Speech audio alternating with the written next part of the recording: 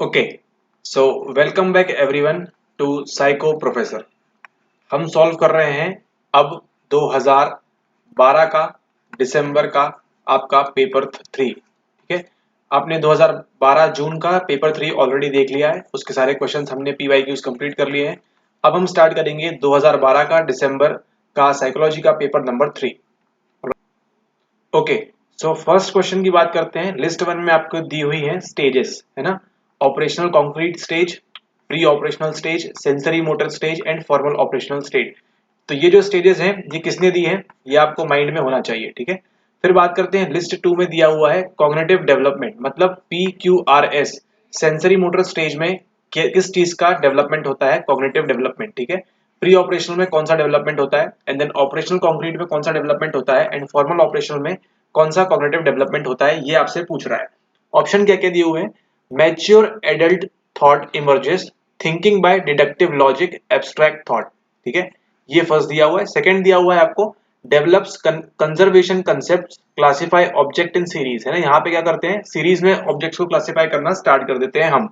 Third में दिया है represent the world mentally, thought egocentric, child shows animism. ठीक है, चाइल्ड क्या शो करता है यहाँ पे, एनिमिज्म शो करना स्टार्ट करता है। ठीक है, इन चारों में से किसी स्टेज में। फोर में दिया है lakhs of language, does not use symbol, internal behaviour. ठीक है, यहाँ पे कौन सा होता है। ठीक है, ओके, तो मेनली आपको ध्यान देना है कि आपका जो ऑप्शन नंबर लास्ट है ना, फॉर्मल ऑपरेशनल, है ना, ये जो स्टेज होती है फॉर्मल ऑपरेशनल, ये क्या करती है, इनमें से क्या करती है, ये करती है आपका ऑप्शन नंबर 1, है ना।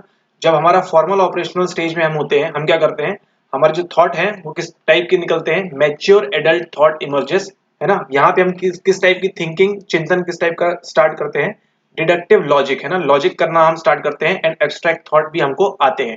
ठीक है, तो एस के साथ आ जाएगा आपका 1। ऑलराइट, तो ये उसी टाइप का क्वेश्चन है जहां पे हम एक चीज को एलिमिनेट करते हैं एंड देन बाकी के आंसर्स हमको इजीली मिल जाते हैं। ठीक है, तो इन PYQs के थ्रू हम क्या करेंगे, हम अपनी लर्निंग को भी और डेवलप करेंगे। ऑलराइट, तो एस के साथ देख लिया आपने, करेक्ट आंसर क्या है, एस के साथ आपने देख लिया 1, है ना। मतलब फॉर्मल ऑपरेशनल मेथड में क्या होता है, स्टेज में क्या होता है कि हम क्या करते हैं, मैच्योर थॉट होना स्टार्ट हो जाती है ना, थिंकिंग हमारी। ठीक है, लॉजिक हम करते हैं। ऑलराइट, फिर यहाँ पे दिया हुआ है पी के साथ आपका सेकेंड। ऑलराइट, पी कौन सा है आपका, पी है आपका operational concrete stage. Operational concrete stage में क्या होता है, डेवलप्स कंजर्वेशन कंसेप्ट्स, है ना, क्लासिफाई ऑब्जेक्ट इन सीरीज। हम क्या करते हैं, सीरीज में ऑब्जेक्ट्स को क्लासिफाई करना स्टार्ट करते हैं। ठीक है, ओके, देन नेक्स्ट दिया हुआ है आपको क्यू के साथ 3, यानी कि प्री ऑपरेशनल स्टेज जो होती है हमारी, प्री ऑपरेशनल स्टेज में क्या होता है, हम जो दुनिया है हमारी, है ना, जो वर्ल्ड है उसको कैसे इमेजिन करते हैं मेंटली, है ना। थॉट जो रहता है ईगो सेंट्रिक रहता है। ठीक है, काफी छोटे रहते हैं तो क्या रहता है, ईगो सेंट्रिक रहता है थॉट हमारा। ठीक है, हमारा ईगो बहुत ज्यादा होता है। एंड चाइल्ड जो क्या शो करता है, एनिमिज्म शो करता है। ठीक है, एनिमेशन वगैरह शो करता है चाइल्ड। ठीक है, अपने कहाँ पे, अपने मेंटली। ठीक है, क्योंकि क्या कर रहा है वो, जो वर्ल्ड है उसको भी कैसे रिप्रेजेंट करता है, मेंटली करता है। ठीक है, एंड लास्ट आपका आता है सेंसरी मोटर स्टेज। इसमें क्या होता है, सेंसरी मोटर एकदम आपकी जो स्टेज होती है, इसमें क्या होता है, लैक्स ऑफ लैंग्वेज, भाषा ही नहीं होती हमारे पास, लैंग्वेज ही नहीं होती है ना, और हम सिंबल्स का यूज भी इस्तेमाल नहीं कर सकते, और हमारा जो इंटरनल बिहेवियर है ये स्टार्ट हो जाता है। तो करेक्ट आंसर होता है आपका इसमें ऑप्शन नंबर सी, 2 3 4 1। ओके, अब चलते हैं नेक्स्ट क्वेश्चन के ऊपर। यहां आपसे पूछ रहा है सेकंड में, children learn to add new words through a process called. ठीक है, जो बच्चे हैं क्या करते हैं, न्यू वर्ड्स ऐड करना। ठीक है, जैसे इमेज है, ठीक है, इमेज का एक और न्यू वर्ड क्या है, पिक्चर। ठीक है, तो ये कैसे ऐड करेंगे ये बच्चे, किस टाइप से ऐड करेंगे, या फिर कैट है एंड देन डॉग है।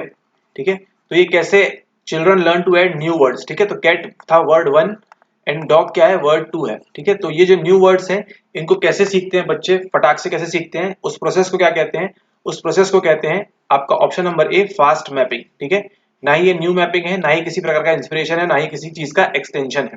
ठीक है, न्यू वर्ड्स जब भी सीखेंगे बच्चे तो क्या बोलेंगे, हम उनको बोलेंगे फास्ट मैपिंग हो रही है वहां पे। ठीक है, जैसे आप भी मैपिंग करते हैं निमोनिक्स के थ्रू, है ना, फटाक से आपको याद आता है कि ESR क्या है, एनकोडिंग स्टोरेज एंड रिट्रीवल। ठीक है, इसी प्रकार की फास्ट मैपिंग बच्चे भी करते हैं न्यू वर्ड्स को सीखने के लिए। ऑलराइट, इसीलिए जो बच्चे होते हैं इनमें क्या होता है, जो लैंग्वेज सीखते हैं बहुत जल्दी सीखते हैं। ठीक है, आपको अगर बोला जाए कि आपको आज जापानीज सीखनी है, ठीक है, तो क्या होगा, आपको काफी डिफिकल्टी होगी। लेकिन 2 3 साल के बच्चे अगर मान लीजिए जापान में है, वहां पे है, ठीक है, या फिर उनके घर में अगर जापानीज बोली जा रही है, तो क्या करेंगे, वो फटाक से चीजों को अडॉप्ट कर लेंगे और जैपनीज बोलना स्टार्ट कर देंगे। क्यों? क्योंकि क्या करते हैं वो फास्ट मैपिंग करते हैं। ऑलराइट, अब देखते हैं हम नेक्स्ट सवाल। The perception of a stimulus, है ना, the perception of a stimulus that is below the threshold for conscious experience is termed as. सभी को मालूम है क्या है आपका सबलिमिनल परसेप्शन है।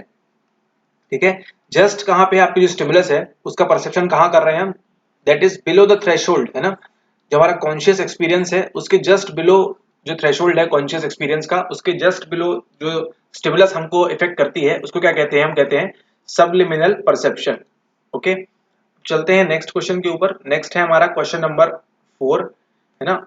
ये सवाल आपको इजी लगेगा। in spite of passing of many years, कई साल गुजरने के बाद भी, you have little trouble in remembering where you were when you discovered the Taj tragedy for 26/11 इन मुंबई। ठीक है, तो ये उस टाइम की बात है, 26/11 में क्या हुआ था, ताज अटैक जो हुआ था, है ना, वहां पे इस टाइप की मेमोरी को क्या कहेंगे, हम कहेंगे इसको फ्लैश बल्ब मेमोरी। ओके, इसमें समझाने ऐसा कुछ है नहीं। नेक्स्ट 5th क्वेश्चन की बात करें, यहाँ आपसे पूछ रहा है विच of the following explains the typical intelligence creativity relationship. ठीक है, ना ही ये यू शेप्ड होती है, ना ही इन्वर्टेड होती है, ना ही लीनियर होती है, नन ऑफ द अबव। को किस टाइप की होती है, आपकी इंटेलिजेंस के साथ क्रिएटिविटी बढ़ती है and then it suddenly stops. ठीक है, इस टाइप से काम करती है आपकी intelligence and creativity. Okay, next सवाल देखते हैं हम। Perceptive auditory receptors in the cochlea are identified as. ठीक है, आपके कानों में क्या होता है, ईयर्स में एक चीज होती है कोशलिया करके, है ना, तो वहां पे क्या होते हैं, हमारे ऑडिटरी रिसेप्टर्स होते हैं, उसमें किस टाइप के सेल्स होते हैं, basilar cells, hair cells, melas cell and glial cells. ठीक है, तो इनको हम कैसे आइडेंटिफाई करते हैं, थ्रू हेयर सेल्स। ठीक है, इनको क्या बोलते हैं, हेयर सेल्स के थ्रू। ओके, नेक्स्ट बात करते हैं क्वेश्चन नंबर 7 की। 7th, a realistic understanding of death concept is based on the following ideas। ठीक है, एक डेथ का कॉन्सेप्ट क्या है, मृत्यु का कॉन्सेप्ट क्या है, किस पे बेस्ड है ये ना, रियलिस्टिक अंडरस्टैंडिंग इन आइडियाज में से परमानेंस में से, यूनिवर्सैलिटी से, मॉर्टैलिटी से एंड नॉन फंक्शनैलिटी से संबंधित है। किससे संबंधित है, करेक्ट आंसर है आपका ऑप्शन नंबर डी, यानी कि इसमें परमानेंस आएगा, ठीक है, इसमें आपकी यूनिवर्सैलिटी आएगी एंड देन आएगी नॉन फंक्शनैलिटी। मोरालिटी की यहाँ बात बिल्कुल नहीं होगी। ओके ओके, नाउ अब चलते हैं नेक्स्ट क्वेश्चन के ऊपर। नेक्स्ट है हमारा क्वेश्चन नंबर 8। ये अगर आपने हमारा देखा होता एडवांस लेक्चर 2, वहां पे एक्सप्लेन किया हुआ है ना, मोस्ट पॉसिबली है एक्सप्लेन किया हुआ है। The neurotransmitters called as feel good hormones, ऐसे हार्मोन्स जिनको क्या कहते हैं, फील गुड कहते हैं, एंड इसको हमने पीवाईक्यू में ऑलरेडी सॉल्व किया हुआ है। ठीक है, तो ये तो आंसर आपको मालूम होगा, क्या कहते हैं इनको, हम कहते हैं एंडोर्फिन्स कहते हैं। ठीक है, ओके, नाउ 9th क्वेश्चन की बात करें, which of the following is are the content theories of work motivation. ठीक है, मोटिवेशन की किस टाइप की थ्योरी होती है, 2 टाइप की होती है, एक content and process.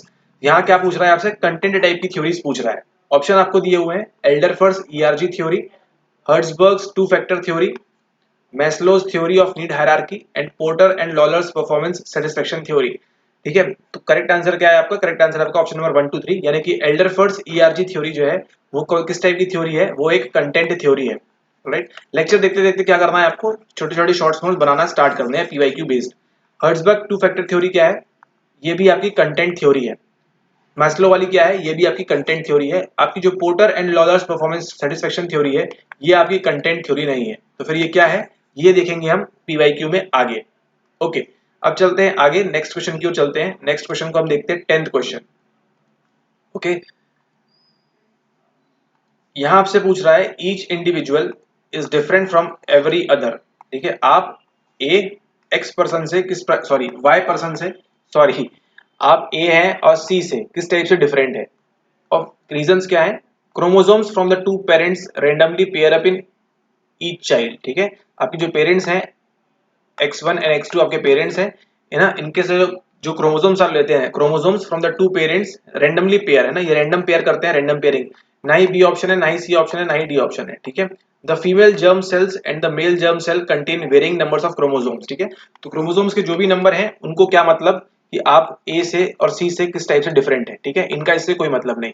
The mail body cells, है ना, एक human male body cells and female body cells have different number of chromosomes. तो ऐसा तो बिल्कुल होता है या नहीं होता है, नहीं होता है। Then D में the fertilization of the egg takes place at different types and days in different individuals। ठीक है, तो मान लीजिए किसी महिला का जो फर्टिलाइजेशन ऑफ एग चल रहा है, ठीक है, वो किसी जगह पे चाइना में, इंडिया में, जापान में, कहीं भी हो रहा हो, किसी भी टाइम पे हो रहा हो, कोई भी दिन में हो रहा हो, है ना, तो डिफरेंट है इससे आपका ए और सी से डिफरेंशिएट करने में, है ना, डिफरेंट जो है आप एक दूसरे से, इस पे बिल्कुल भी बेस्ड नहीं है, ठीक है, लॉजिकली भी नहीं साउंड करता गुड, ठीक है। लेकिन मेन बात क्या है, जो क्रोमोसोम्स हैं फ्रॉम द टू पेरेंट्स, आपके पेरेंट्स X1 एंड X2 से जो आपको क्रोमोसोम्स मिले हैं, ये क्या करते हैं, रैंडम पेयरिंग करते हैं, random pair up in each child, ठीक है, रैंडम पेयरिंग करेंगे। तो मान लीजिए आपका एक आप है पर्सन ए, ठीक है, आपका रैंडम पेयरिंग अलग होगी, आपका भाई है B, then again random pairing C, again random pairing, ठीक है। इस प्रकार की क्या होती है, रैंडम पेयरिंग होती है। ओके, नाउ चलते हैं नेक्स्ट क्वेश्चन के ऊपर। अगेन उस टाइप का क्वेश्चन आपको मिलेगा,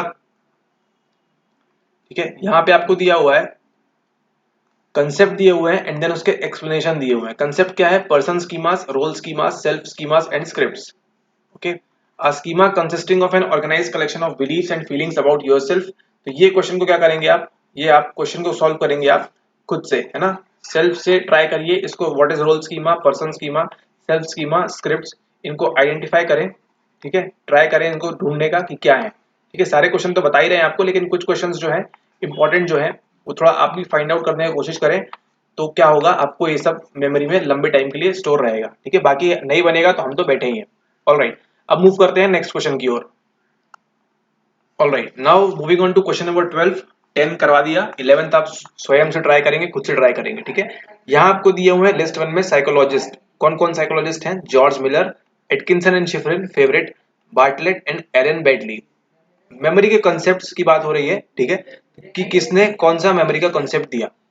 ऑप्शन है आपके पास 3 मेमोरी सिस्टम, जैसे ही ये आएगा सामने आपको क्या होना चाहिए, blink blink blink blink star होना चाहिए, ठीक है। 3 मेमोरी सिस्टम। सेकंड दिया है वर्किंग मेमोरी, थर्ड में दिया है मैजिकल नंबर एंड फोर्थ में दिया है कंस्ट्रक्टिव मेमोरी का कंसेप्ट किसने दिया था, ठीक है। तो जैसे ही आप ये देखते हैं 3 मेमोरी सिस्टम, ठीक है, आपको कौन दिखना चाहिए, ये दो भाई साहब दिखना चाहिए आपको, Atkinson and Shiffrin. Alright, so Q की पेयरिंग किसके साथ होगी, 1 के साथ। क्यू की पेयरिंग किसके साथ होगी, 1 के साथ। Alright, now you are left with George Miller, Bartlett, Alan Baddeley. इन तीनों में से किसने क्या किया, थोड़ा सा दिमाग में स्ट्रेस डालिए, थोड़ा सा जोर डालिए, आप आंसर तक पहुंच जाएंगे, ठीक है। लेकिन जैसे ही अगर मान लीजिए हम क्यू को 1 से फाइंड आउट कर लेते हैं, देखिए एटकिंसन एंड शिफरिन क्या है, बिल्कुल बेसिक है, ठीक है। अगर आप बेसिक चीजों को पकड़ के चलेंगे तो क्वेश्चन आपको सॉल्व करना ईजी हो जाएंगे, ठीक है। अब देखते हैं ऑप्शन की ओर। यहाँ पे देखिए करेक्ट आंसर आपको दिया हुआ है क्यू के साथ 1 सिर्फ एक ही जगह पे दिया हुआ है, ठीक है। तो ऑलरेडी आपने एलिमिनेट कर दिया और करेक्ट आंसर तक आप पहुंच जाते हैं। जॉर्ज मिलर की बात करें तो इन्होंने मैजिकल नंबर दिया +-2 का। राइट, बार्टलेट की बात करें तो इन्होंने क्या दिया, कंस्ट्रक्टिव मेमोरी का कंसेप्ट दिया। एलन बेडली ने क्या दिया, आपकी जो वर्किंग मेमोरी का कंसेप्ट दिया। नाउ क्विकली रिवाइज करते हैं। 3 मेमोरी सिस्टम किसने दिया, आपके एटकिंसन एंड शिफरिन में, बिल्कुल बेसिक। ए एंड एस ने क्या दिया, आपका 3 मेमोरी सिस्टम का कंसेप्ट दिया। जॉर्ज मिलर ने क्या दिया, आपका मैजिकल नंबर दिया +-2, हमको चीजें याद रहती हैं। बार्टलेट की बात करें तो बार्टलेट ने क्या दिया, हमको कंस्ट्रक्टिव मेमोरी का कंसेप्ट दिया, ठीक है, कि कंस्ट्रक्टिव मेमोरी क्या होती है, we are constructing our memory, है ना, इटसेल्फ। एलन बेडली की बात करें, एलन बेडली ने क्या दिया, वर्किंग मेमोरी का कंसेप्ट दिया, ठीक है। तो इसको आप नोट कर लेंगे, काफी हेल्पफुल रहेगा आगे फ्यूचर पीवाईक्यूज के लिए। Okay, now moving on to next question. अगर हम बात करें यहाँ पे, paradoxical intention is based on which of the following. थोड़ा सा एब्सर्ड क्वेश्चन है यहाँ पे। Negative practice, logotherapy, existential therapy, reciprocal inhibition. Real time में क्या होगा, आप इस टाइप के क्वेश्चंस को स्किप कर देंगे, छोड़ देंगे, क्योंकि आपको नहीं मालूम है यहाँ कहाँ से क्या चीज पूछ ली गई है आपसे, ठीक है। ये तो आपको क्या करना है, इन सब चीजों को एक्सप्लोर करना है और जानना है इनके बारे में। डोंट वरी, आपको सब बताएंगे इस चैनल पे, ठीक है, सब बताएंगे, सब क्या होता है एक्सप्लेन करेंगे। ऑलराइट, ओके, नेक्स्ट क्वेश्चन की ओर आगे बढ़ते हैं। क्वेश्चन नंबर 14 की अगर हम बात करें, ठीक है, यहाँ पे देखिए assertion एंड रीजन का क्वेश्चन है। People rebel against the norms of their group, ठीक है। मान लीजिए आप हैं अमित, ठीक है, अमित की जो सोसाइटी है ना, क्या आपको लगता है अमित अपनी सोसाइटी के अगेंस्ट जाके रेबेल करेगा? आइडियली 99.9% केसेस में क्या होगा, वो नहीं करेगा, है ना। अपने ही फैमिली के खिलाफ रेबेल करेगा, नहीं करेगा, ठीक है। People rebel against the norms of their group, ठीक है। तो इनके जो ग्रुप है ना, इनकी जो प्रथा वगैरह चली आ रही है, जो नॉर्म्स है इनके, है ना, इनको जो भी काम करने हैं नॉर्म्स के अकॉर्डिंग, तो क्या करते हैं, पीपल जो है अपने ग्रुप के नॉर्म्स को रिवेल नहीं करेंगे। हाँ, दूसरे के जाके करने की आदत है हमारी, है ना, दूसरे के इसमें जाके रिवेल कर देंगे दूसरे के नॉर्म्स में, लेकिन हम खुद के ग्रुप में रिबेल नहीं करेंगे, ठीक है। इंडिया की अगर बात करें, इसका बढ़िया सा एग्जांपल है, आप ले सकते हैं रिलीजन, ठीक है, और कास्ट भी ले सकते हैं, ठीक है, बढ़िया से एग्जांपल है, क्योंकि पीपल, इसके ये दो बोल दिया तो आपको एग्जांपल देने की जरूरत नहीं है, आप काफी समझदार हैं। People rebel against the norms of their group, क्या आपको लगता है कि कोई भी रिलीजन वन अपने ही रिलीजन के खिलाफ बोलेगा, रिबेल करेगा, नहीं करेगा। सिंपल सी बात है, समझ जाइए। People will never rebel, people will never rebel against the norms of their group. ठीक है, सो ये क्या है, फॉल्स हो जाता है आपका। ठीक है, सो ए इज फॉल्स हमको कहाँ दिख रहा है, हमको ए इज फॉल्स दिख रहा है केवल लास्ट में, तो obviously this is the correct answer. ठीक है, एंड देन अगला बचता है आपका people desire to be liked and to be right. तो हर किसी की ख्वाहिश होती है, every person wants to be liked and to be right, है ना। हर कोई चाहता है कि लोगों ने पसंद करें, ठीक है, एंड उनको सही बोले। ठीक है, भले ही आप गलत बोल रहे हो, ठीक है, लेकिन आप लोग क्या चाहते हैं, आप क्या चाहते हैं लोगों से कि लोग क्या बोले, आपको सही बोले। नहीं, आपने सही बोला, आपने अच्छे काम कर रहे हैं। ओके, नाउ आगे बढ़ते हैं नेक्स्ट क्वेश्चन की ओर।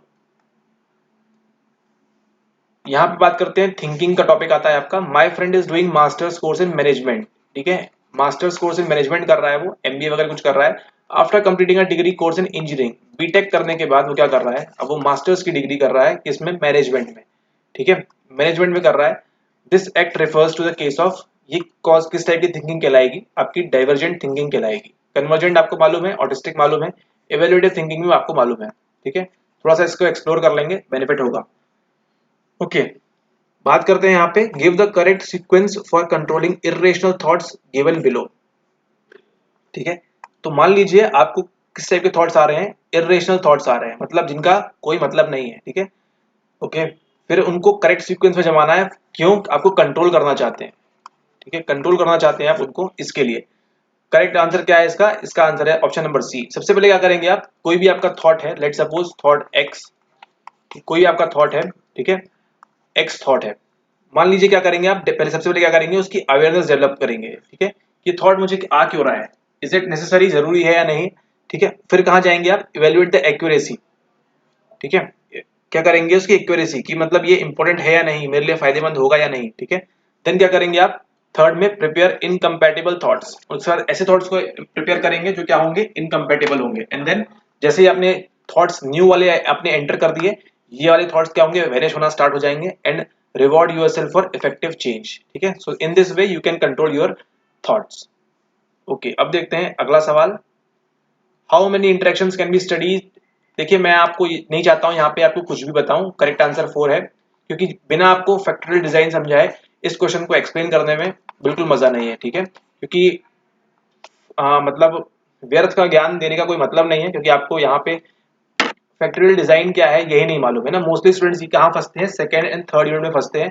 ठीक है, तो आपको एफडी ही नहीं मालूम है, तो आपको क्या बताऊं मैं यहाँ पे किस तरह से इसको एक्सप्लेन करेंगे। ठीक है, तो डोंट वरी, इस क्वेश्चन को आप स्किप कर दीजिए जब तक आपके सेकंड और थर्ड यूनिट अच्छे से प्रॉपरली कंप्लीट नहीं हो जाती है। सो आप बिल्कुल भी इन टाइप के सवाल में टाइम वेस्ट मत करें और बाकी दूसरे सवालों में ध्यान लगाएं। ओके, 18 नंबर के क्वेश्चन की बात करते हैं। और अगर आपको सेकेंड और थर्ड यूनिट पढ़नी है अच्छे से कंप्लीटली, तो आप ज्वाइन कर सकते हैं हमारे कोर्स के अंदर। ऑलराइट, वहां पे आपकी 1 to 10 सारी unit complete and JRF net clear. ठीक है, प्रोबेबिलिटी इसकी 99.9% के साथ है ना, 0.1% हमेशा मार्जिन रहेगा। ठीक है, बाकी आपके ऊपर है। ओके, 18 नंबर की बात करें, थोड़ा सा हम इसको जूम कर लेते हैं। 18 क्वेश्चन की बात करें, which of the following is not an error in I witness testimony. I, what is I witness, यानी कि चश्मदीद गवाह। ठीक है, जहां पे क्या हुई, वारदात हुई, जहां पे क्या हुआ, क्राइम सीन, है ना, क्राइम सीन पे क्या मिलते हैं हमको, आई विटनेस मिलते हैं ना, आई विटनेस मिलते हैं हमको कहाँ पे, क्राइम सीन में। तो आई विटनेस है ना, किस टाइप के एरर करेंगे, है ना, एरर करते हैं आई विटनेस लोग हैं। ठीक है, मान लीजिए क्राइम हुआ है 1 मार्च 2021 को। ठीक है, अब जब उसके ट्रायल हो रहा है, कोर्ट में जा रही है बात, तो अब हो गया है 1 सितंबर 2025। ठीक है, तो इतने समय में क्या होता है, कई सारी चीजें हो जाती हैं। आई विटनेस के बारे में पढ़ेंगे तो उसके बात करेंगे। यहाँ प्रश्न पूछ रहा है, विच of the following is not an error in I witness testimony. इनमें से कौन सा एरर नहीं है, है ना, नॉट एन एरर पूछ रहा है। Suggestibility, illusion of outgoing homogeneity, source monitoring and forgetting. तो इनमें से कौन सा एरर नहीं है आई विटनेस में, आपका फॉरगेटिंग। बात करते हैं नेक्स्ट क्वेश्चन नंबर 19 की, which of the following factors help in making faster recovery from illness and helps in coping physical adversity more effectively। ठीक है, तो ये क्वेश्चन इजी है कि आपको क्या करना है, आपकी कोई भी इलनेस है, आप बीमार पड़े हैं बिस्तर के ऊपर, ठीक है, बिस्तर के ऊपर बीमार पड़े हैं, फास्टर रिकवरी के लिए क्या करेंगे आप, help in coping physical adversity में क्या करेंगे, स्ट्रेस लेंगे तो क्या होगी और हालत खराब होगी। आपको क्या रहना पड़ेगा, आपको हमेशा ऑप्टिमिस्टिक रहना पड़ेगा। ठीक है, कि मैं ठीक होके फटाफट खेलने जाऊंगा या फिर आइसक्रीम खाने जाऊंगा या पिज्जा खाने जाऊंगा। ओके, टाइप ए बिहेवियर की बात भी नहीं है, इनग्रेटिएशन भी नहीं है, ये तो बिल्कुल अलग चीज पूछ रहे हैं आपसे, ठीक है। तो फास्टर रिकवरी के लिए पेशेंट्स को क्या बताया जाता है हॉस्पिटल में, आपको क्या रहना है, ऑप्टिमिस्टिक रहना है, ठीक है। मतलब मान लीजिए कोई बीमार है तो उनको ये बताना है कि आपके घर में आपके पोते की शादी होने वाली है, ठीक है, और इस तरह की बातें करते हैं, या फिर उसको कहीं बाहर जापान जाना है, ठीक है, इस तरह की बातें, या फिर वो एलोन मस्क का शेयर खरीदने वाला है, इस तरह की बातें आप बोलते हैं और क्या रहते हैं आप, ऑप्टिमिस्टिक रहते हैं। Now moving on to next question, important question है आपका, the essential unity of the individual, किसी भी इंडिविजुअल की असेंशियल यूनिटी है ना, self sense with that of the universe principle is the central argument of, किसका है ये है अद्वैत वेदांत का, जैनिज्म का नहीं है, योगा का नहीं, बुद्धिज्म का नहीं है ना।